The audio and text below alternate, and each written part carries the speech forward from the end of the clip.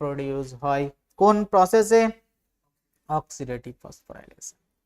তাহলে যদি link reaction থেকে কোন একজন কোশ্চেন করব ভাবে, তাহলে কটা প্যারামিটারে কোশ্চেন করতে পারে? 6টা প্যারামিটারে। লিঙ্ক রিঅ্যাকশন কোথায় হয়? Answer mitochondrial matrix. লিঙ্ক রিঅ্যাকশনের স্টেপটা কি? পাইরুভিক অ্যাসিড টু অ্যাসিটাইল কোএনজাইমে। লিঙ্ক রিঅ্যাকশনের নাম কি? ডিকার্বক্সিলেশন হতে পারে, ডিহাইড্রোজিনেশন হতে পারে। তাই দুটোকে মিক্সড করে লিঙ্ক রিঅ্যাকশনের নাম আমি কি বলে ডেকে থাকি? Oxidative decarboxylation. লিঙ্ক রিঅ্যাকশনের এনজাইম কি না? মেনলি দুটো এনজাইম, ডিকার্বক্সিলেজ, ডিহাইড্রোজিনেজ। বাট যখনই একটা নাম কথা উল্লেখ করতে আমরা কোন এনজাইমটার নাম করব? Main enzyme.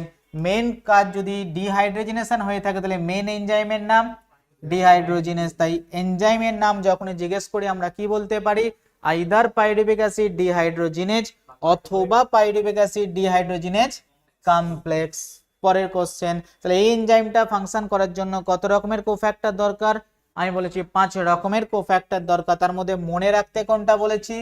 Mg+2। সাথে যদি মনে রাখতে হয় দুটো ইম্পর্টেন্ট কোফ্যাক্টরের নাম মনে রাখবে কি কি?